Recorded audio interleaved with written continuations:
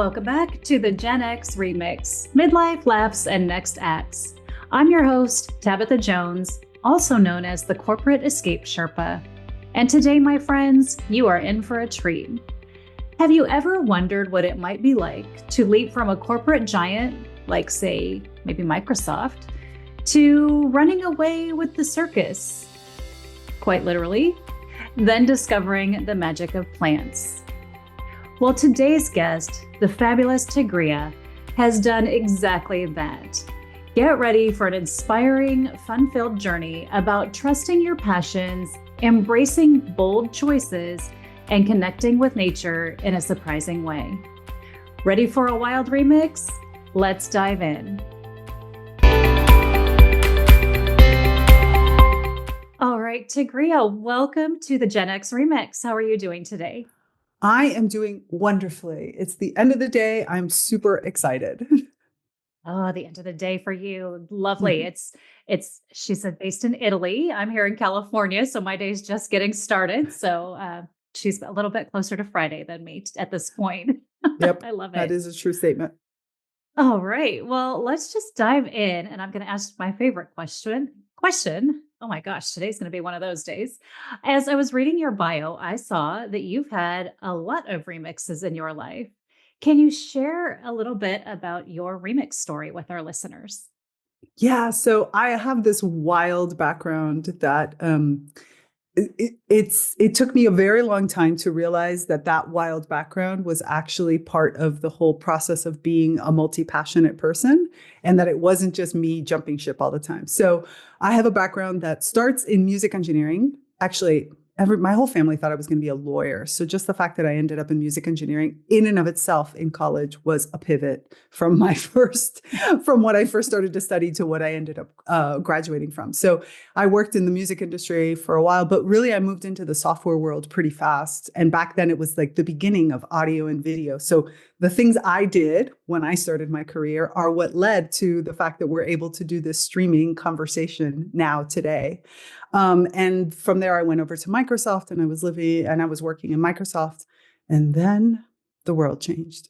And that was probably one of the most influential of all of these kind of like remixes, which is the fact that I ended up getting, just like all of us in the corporate world, you need more. You need something outside of just that world. And while Microsoft has a theater group and all kinds of stuff, I started to do acting, and I was, I have a music background, so I was singing and I was doing all of these pieces. And I met somebody who was an artist. Mind you, I had been somebody who had, as one of my many internships, had been worked in a management company and a radio station for REM. I was their intern when they did the Monster album, and so this artist that I met we were having a conversation, and I was like, "Oh, you should think about doing this and this and this." He's like, "You're hired." I was like, "What do you mean?" He's like, "You should be my manager." I was like, "I don't know, right now, why not?" So 6 months later, I quit my job at Microsoft. I decided to manage him full time, and I started a production company producing events.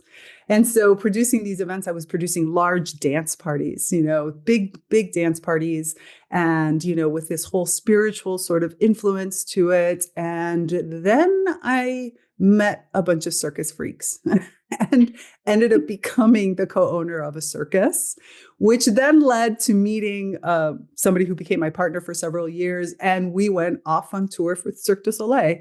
So you would say that like that was just one set of remixes, which is going from the corporate world to the circus world to, managing the circus, working with all these carnies, and then going off to Cirque du Soleil, where we toured I was on tour for a little over a year before I was like, okay, pivot again, and ended up moving in Europe because we toured mainly in Europe coming out of the United States. And so I've been in Europe ever since. And that's been one big piece.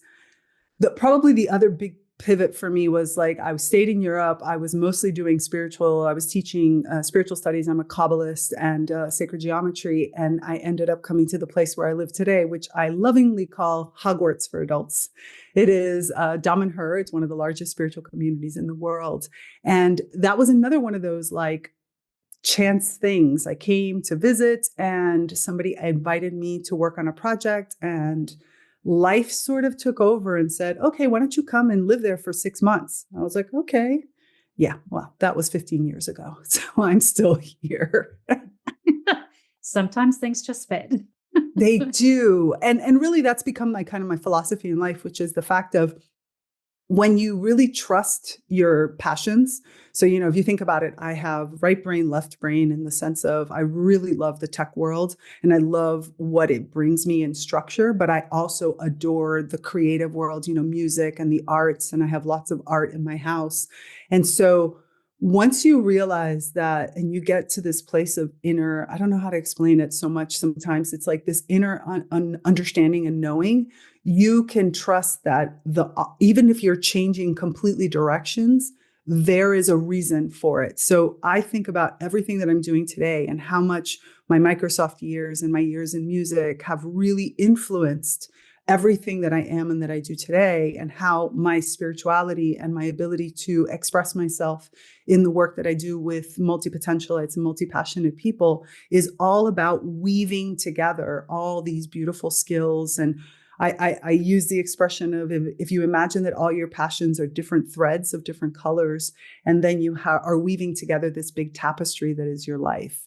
And that's what it really feels like. It feels like each one of these pivots for me, which have been pretty extreme, in some ways, but each one, I never felt like I guess because I was never running away from anything. I was always being called to something new or experience. And I always felt like there was a conclusion.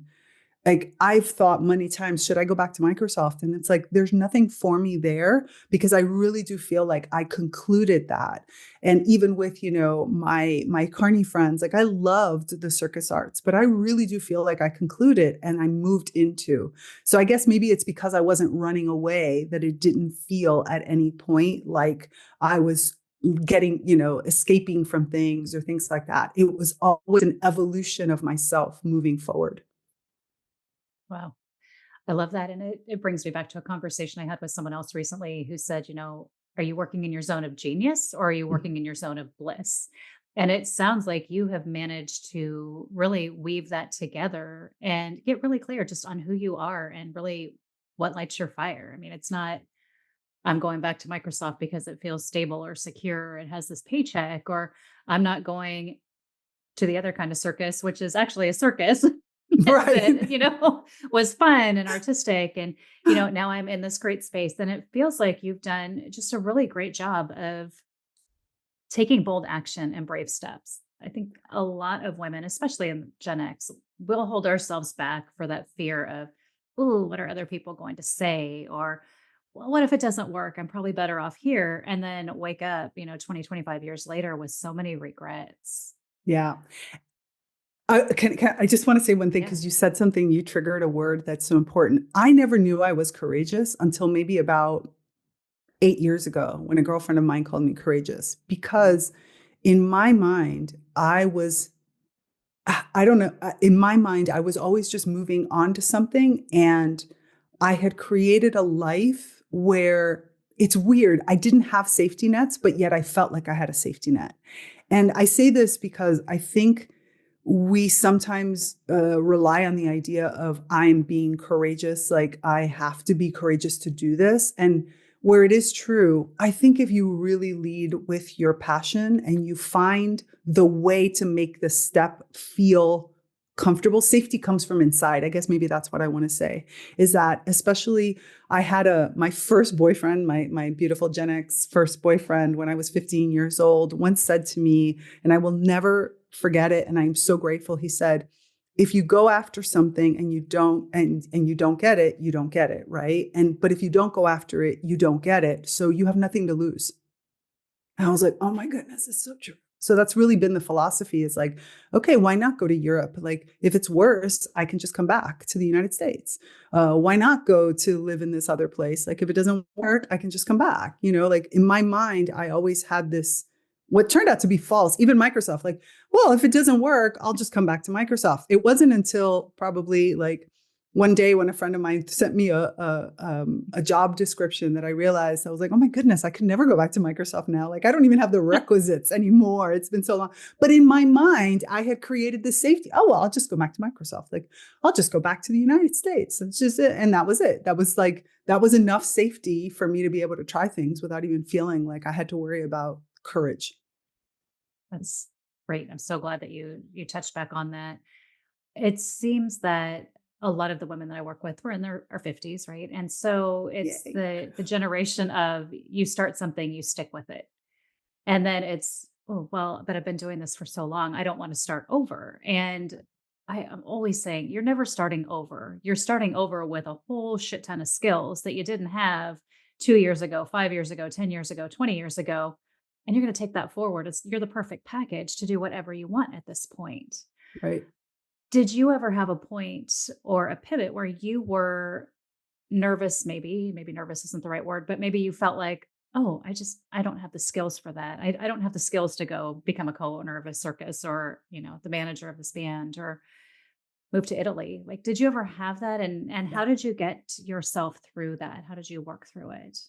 This is a great question connected to when I first started to produce events. So when I got the artist that I was working with had an event where all of his partners bailed out on him at the last minute. And so he called me up kind of almost in tears and was like, can you please come and help me? I was still working at Microsoft at the time, but I was already starting to manage him. And I went to this event and literally, I remember I was so inappropriately dressed because he asked me to come earlier and I had come for the event. So I was wearing heels, booted heels, those plexiglass booted heels that you have and Oh, stuff. yeah. Oh my goodness. Like I was, yeah. Anyway, so when I got there, I was carrying speakers and things like that. My apologies for the light. My light just went all weird on me. I was carrying speakers and doing all these types of things. Anyways, to make a long story short, when he asked me, he was like, do you want to produce another event after that? I was like, I don't know what I'm doing. Like, I don't know how to do this. And so going back to that philosophy that I was talking about, I was like, okay, this is what I'm going to do. I am going to take a menial job in a way that is connected to this world so that I can learn. So I ended up becoming a bouncer. I used to run the door at this club and I would also be a barback. And I didn't do it for the money. I did it because it was a great way to observe and to see. And then I started to discover in doing that, I got the skills that I was missing while also getting experience in that world. And so it was like, oh my goodness, I could just do, the low level stuff that you could easily get a job and I can observe, I can watch what's happening. And that's when I started to see that I had a skill set that most of the other producers and event producers didn't have, which was I had been a project and a release manager at Microsoft, which means I'm hella organized. And so these are all artistic kids. They're a mess, at the time. And I was like, perfect. That's going to be my entry point. So I felt like I was missing everything connected to the music world because that particular, I was a heavy metal girl. I was like a glam metal and a heavy metal 80s girl. I still am. If you go and you look at my playlist, they are all hair bands from the 1980s. And I am very proud of that. This was an electronic music scene that I was falling in love with, but I knew nothing about. And I was like, how am I going to produce events? I don't know anything about venues. Like I didn't know. But I was a really great organizer. So I leaned heavy on that skill set while acquiring all of the other skill sets through this, what looks to people like menial jobs. But honestly, working the door at a club is so much fun. It's so much fun.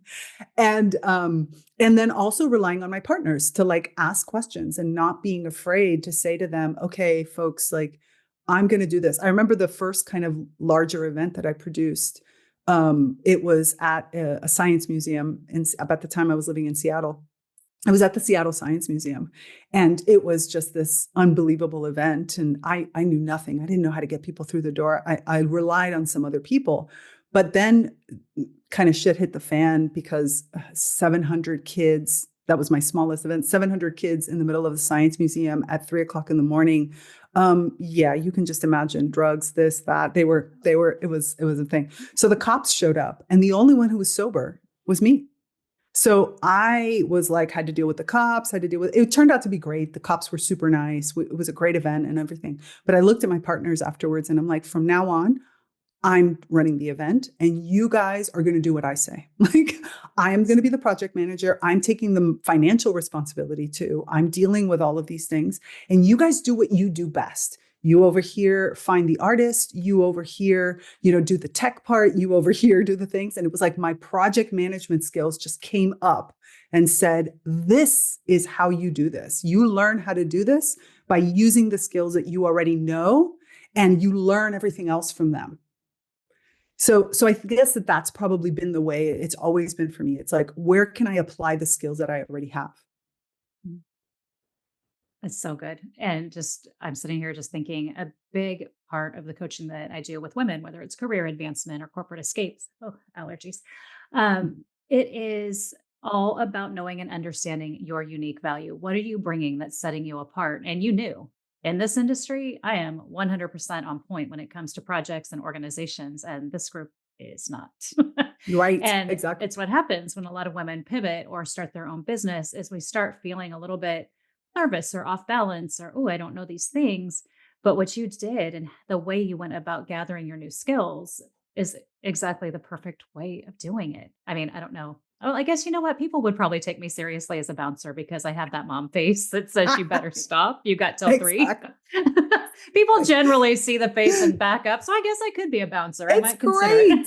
It's such a great, I'm telling you, it's super fun job. I loved it. I loved it. I loved it when people would come to me with an ID and I'm like, I just saw this ID 10 minutes ago. What are you talking about? And I'm like, look, don't even try. Your friend already got in with this ID. You're like, Right. or what are you trying to fool? This isn't you type of thing. So crazy. Oh, I remember the first time I thought, my child, he's such a good boy. And that first time a fake ID came out of the laundry, I was like, really? Of course. Yeah, it's a rite of passage. It's a It rite of is. passage. Yeah, absolutely.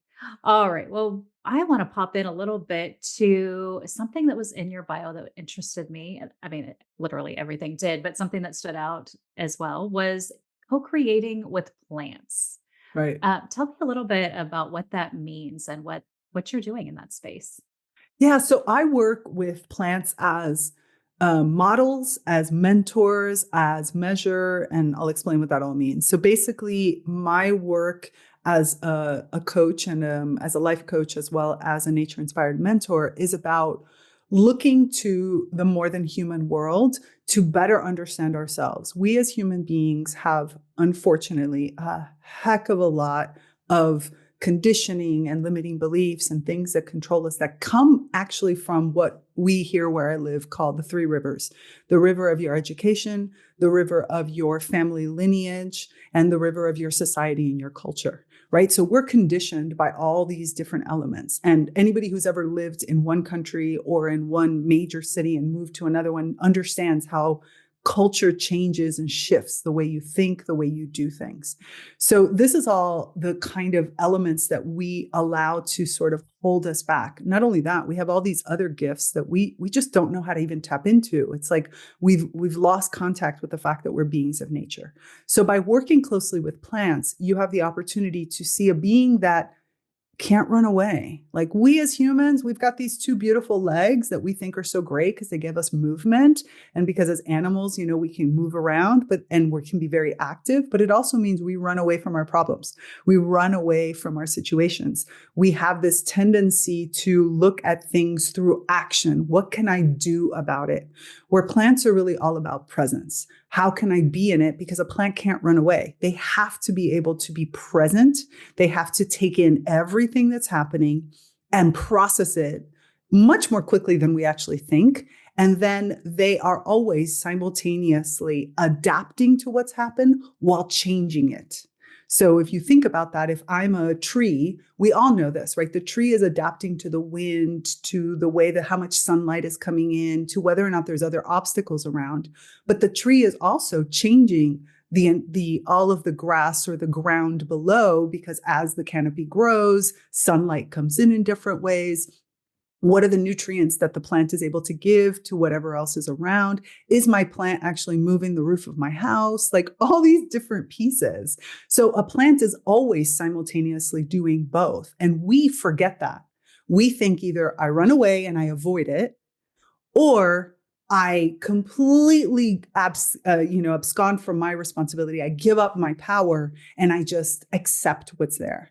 And so working with plants as both models as well as mentors, I can start to look at, oh, wait a minute, how would this happen in nature?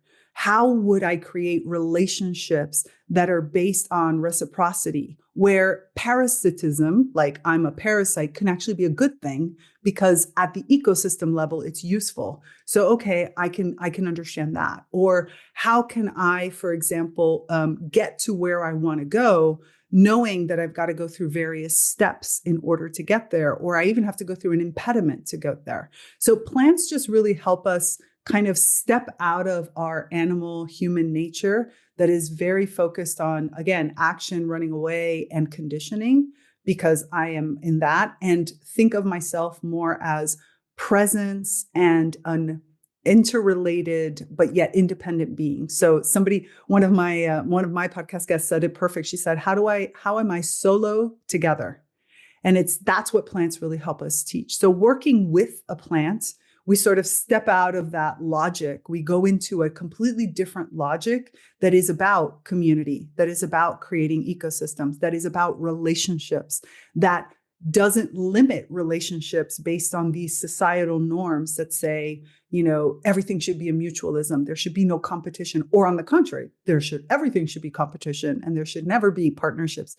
Plants help us see kind of things in very different ways that then allows us to re-enter our humanness with an expanded perception and much more of a trust factor, of a belief that I can actually make a change. And yet I can also adapt, and both of them can be really great for the environment that I live in. Wow. That's so interesting. As you're speaking, I'm kind of looking through my brain of all the plants in my backyard and the redwood trees that are so beautiful and house so many amazing little squirrels and birds, but they're Exactly. also tearing up the concrete around my swimming pool. So, I'm thinking about all of these things, or, the flower bed where there's multiple different kinds of plants and how they all seem to kind of support each other. And that is really beautiful. I've never thought about it that way. And I've never thought that deeply about the plants, aside from how beautiful they are and, what they add to our space and our environment. So what got you into the plant space? I mean, it's so interesting to me. I've never met anyone who was able to draw these parallels so well. You're going to love this pivot. You're so going to love this pivot because it goes to what we were talking about using your skill set. So the way I got into this whole world with the plants was through plant music. So let me set the scene. I'm here in Italy in this place where I live called Domenher, like I said, and I'm walking down a hallway and I hear this music. Now, remember, my background is in music engineering, right? I love music. Music is the number one language. It is the thing that moves me, that shakes me. As a matter of fact, I did an interview once where somebody asked me like if I had taken psychedelics, and I'm like, I never had to. I used to produce large events, and because I produced them, I could create a corner where I would dance and nobody could get near me because my music is the thing that was like my drug. And it was always like that, from the Motley Crue concert, to the Iron Maiden, to the Psytrance somewhere and stuff. So I hear this music and I'm like, what is this? I don't understand. And I follow it and I end up in a box with a speaker. And then I look at the cables, and the cables are connected to a plant. And so in the community where I live from about the 1970s, because one of the missions that we have is the reuniting of the plant world to the human animal world, we started to develop this device based on the fact that our nervous system is kind of an electrical system, right? That's the way neurons fire. Well, plants also have an electrical system that is connected to the way that they're what's called potentials, action potentials and variable potentials, not to get too technical. But anyways, the point being is that we thought, what if we could create a device that could like use that electrical signal to kind of hear what the plants are experiencing. Because if our nervous system is what gives us, to a certain extent, is thought about what connects our brains to neurons and gives us the whole consciousness thing, maybe by listening to their electrical signals, we can understand kind of plant consciousness. This is at a time when nobody was really talking about this subject in a very explicit way. And so over the years, we've devised and continue to revise this device that still exists today. It's kind of a musical instrument for plants. And the Music of the Plants device is an amazing device for that. And so when I heard that plant making music, I looked at the plant and I was like, are you speaking to me? Because again, music is that language that I understand. Music gave an ability for that plant to connect with me, because we think of music as a language, but the truth of the matter is that language is a musicality. It's music that came first. Humans experience, babies experience and work in they pound on things, they make melodies, they make sounds, and that really is their original language. It's music itself. And so the musicality, I was like listening to this plant and it was as if the plant was talking to me. Like I could feel all the same emotions that I would feel when I hear a great song, or when I hear something, when you really need it and you go and you play that tape over and over again, back in the day. And so that was it. That was like the hit of my plant awakening, my reawakening to the idea that plants are human. That was where I started to understand that these beings actually are not just alive, but aware and participating and making decisions. And then synchronicity again, because this is Hogwarts for adults. And so synchronicity pulled me into the fact that I eventually worked on the project of bringing the Music of the Plants to a wider audience. And that was it. I had to study. And so I was able to bring my scientific mind into this, my engineering, because, music engineering was all about how do I make music through digital and engineering and electrical means. And then also, so this artistic expression that plants use to bypass the rational mind that is trying to understand things. When you listen to the music, you don't need that. You can go beyond it. So it was the ability to bring together all these different elements of who I was and use them as a form of communication and expression, and help me better understand myself through that. Just things I've never thought about. Like when you see me smiling, I'm like, oh my gosh, I never even thought about. I'm just like, please God, don't let this plant die when I have him in the house. Exactly. I still do that too. I just tell them, I'm like, can you please help me so that I don't kill you? Like maybe please. Like raise your little leaf when you need some water. Exactly. Oh, the brown one. I see it. You're raising it. Okay. Exactly. Oh my gosh, that is so intriguing to me. And I am just really fascinated by this whole concept. I mean, it makes sense. I mean, from the energetic side of it, I kind of want to hear the sounds that you were hearing. So we'll get to that another day, I'm sure. But so exciting.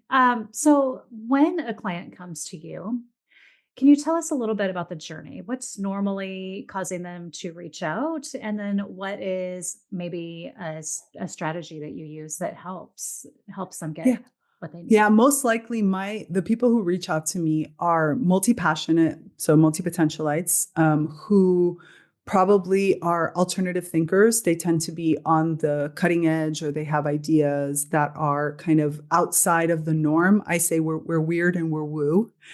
So they're usually people who obviously have an affinity with nature of some sort, but it's not necessarily a plant lover. Like gardeners and I do not get along, believe it or not, because many gardeners tend to be control freaks. They want to control the way the plant expresses. So it's more of when I walk by a tree, every once in a while, I feel the need to hug. So that's one element of it. But mostly it's about the idea that you have just too many ideas in your mind, too many ways of thinking about different things. You're approaching it. And so you feel, to be honest, oftentimes like a failure, or you feel like you're lost. And what you grip towards, what you think you need is discipline. You think, oh, if I could just be more disciplined, right? If I could be more disciplined, then I can get this done. Or, so you have a little bit of imposter syndrome, you have a little bit of self-worth, and you have this aspect because there are so many different ideas and passions. And most of your life, people have been telling you, stop jumping around. Stop jumping from one thing to another. Just focus on it. Like you said, the career woman of, Gen X who says, I was supposed to do one thing for the rest of my life, but my mind is thinking all these different directions. And I just feel like I don't know where to go and I don't know how to make a decision. So the plants helped me understand the idea of what's called a deep pattern. So that's what it's called from a biomimicry, from a more nature inspired aspect. And your deep pattern is the most important thing is not what you do or which one of these patterns you follow out, but it's what is being expressed by you. In other words, it's the thing that wraps everything together. It's the uniting thread we work on is you could be somebody who paints over here and who is an actuary over there and who does over here, like, crafts with their kids, and who over here likes to sit and read books all day long for, edges and really gets into history. But if most likely there is a uniting thread that is the way you experience them. Like, for example, I'm a bridge. And that means that anything I do, whatever of all the topics we have talked about, in my mind, I was taking people from point A to point B. In other words, I used to say that my kind of life goal or my life mission was to make the dreams of others come true, because I take you from where you are to where you want to be. So I bridge, whether it's an information gap, whether it's a way of doing things gap, whether it's a set of understanding, like a self-perception gap, it doesn't matter. But for me, the thing that everything I've ever done, whether I was acting or when I was in tech or all this, in my mind was always a bridging of people from where they were to where they're going to go. And so once I figured that out, it didn't matter what I was doing. Doesn't matter if I'm a coach. It doesn't matter if I'm working on a community project. I know that the thing that I need to do has to feel to me like I'm bridging from one point to another, not for me, but for the people. Like that's the other aspect. It's not me bridging for myself.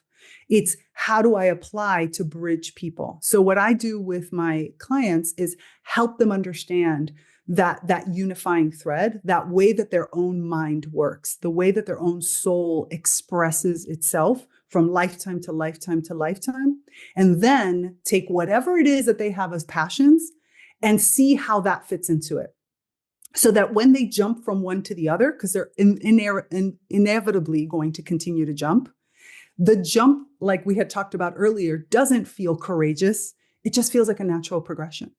I do all these things because my soul needs me to have all these different experiences in order for me to express my life purpose, which is that, for me, bridge or that deep pattern that I carry out.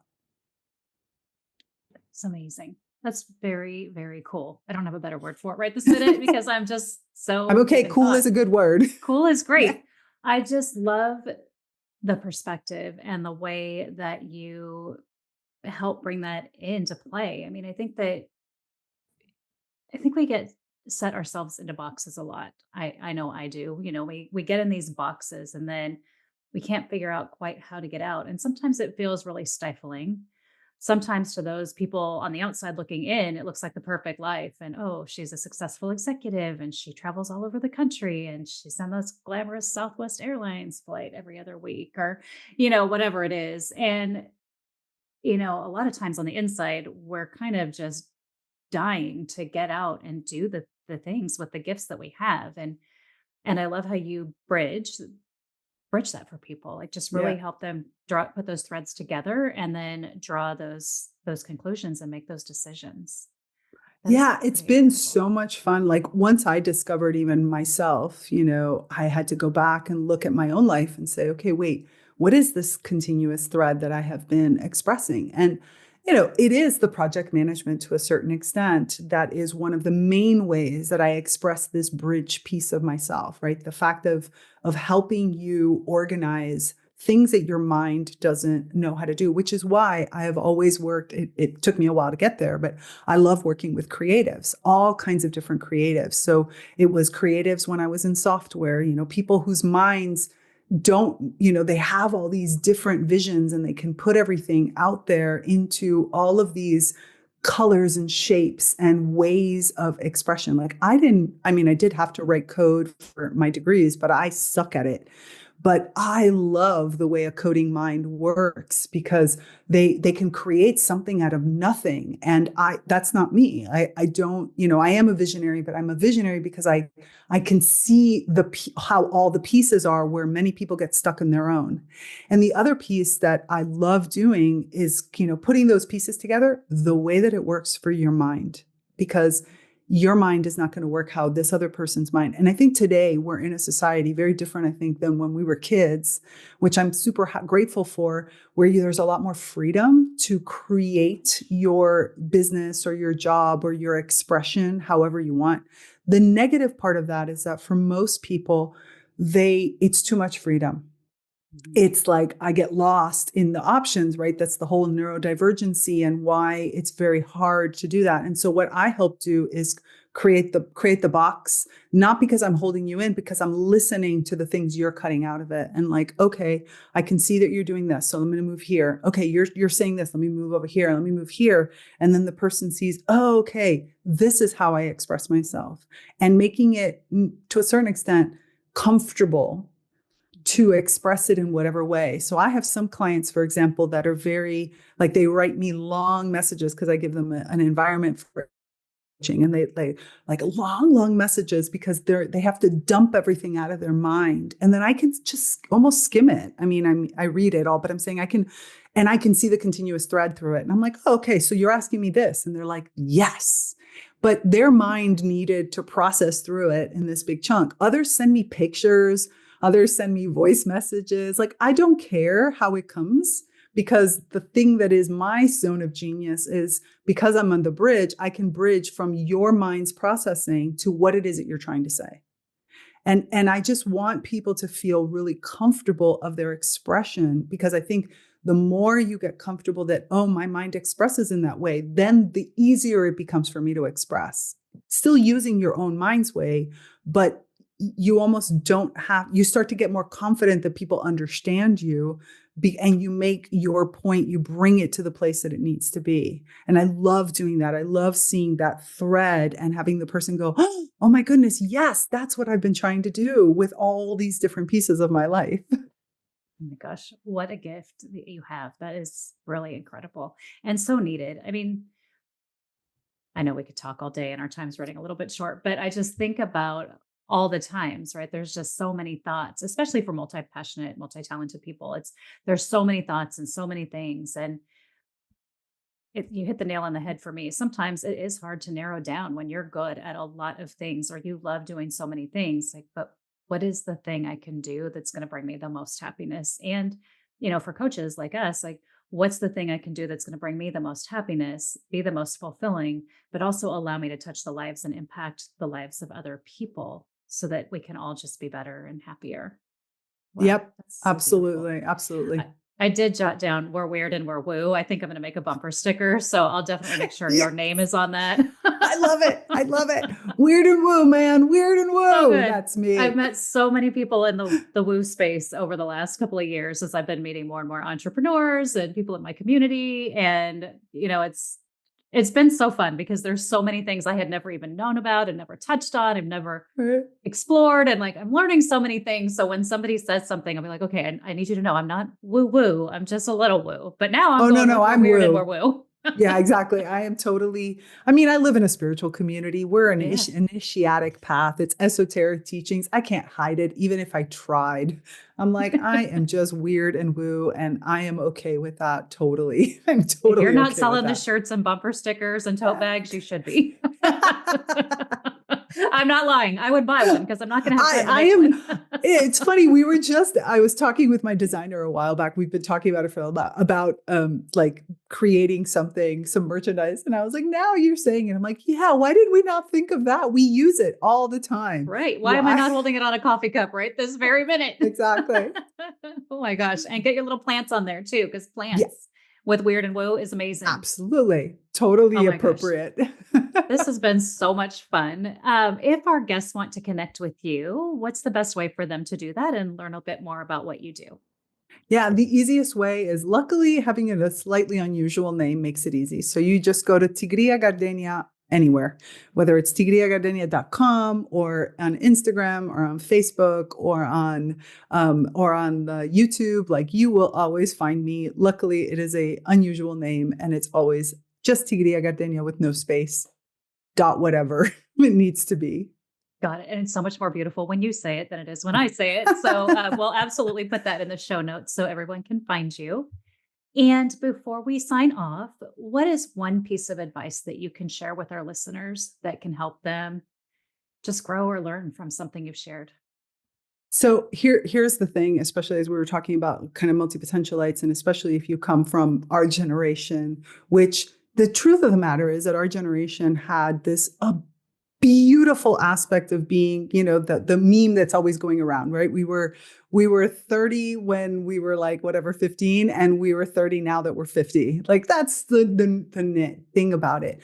But I think in that generation, we had the opportunity to be exposed to so many things. There were so many things that are slightly different than these generations, which are exposed to a lot of technological advancements, which is all great. But we were exposed to like all kinds of different things changing. The world was changing because of things like AIDS, the drugs that were happening in such ways that was becoming very public, to really beautiful things like music that was coming out of multiple genres all at the same time. It really was an experience that gave us so many opportunities. But what we never learned was to listen to ourselves. Our parents didn't do the work. Like they didn't go to therapy. They didn't, that it just wasn't part of their generation, right? So our generation has done so much of that work, right? We have learned who we are and what we like and what we think, but we sometimes forget to trust ourselves. And so when we have all these multiple passions, when we have all these multiple avenues in front of us, we get very focused. Our parents' generation taught us focus. And so we think we're supposed to focus. But it's like, how can I focus when I've got like, even just in the music realm, 7 different genres that came out in that period that I love, including new genres that are coming out now, right? So what is this focus thing? So I would say that, like my biggest piece to everybody is focus. If you're going to focus on only one thing, what feels right in this moment.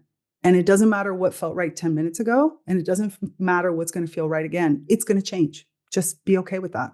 What I liked yesterday and what, flavor of ice cream or flavor of music or what I wanted to do with my free time or how I wanted to live my job was great in the past, but that is the past. And it's going to be great and it's going to change tomorrow. Like just feel okay with that.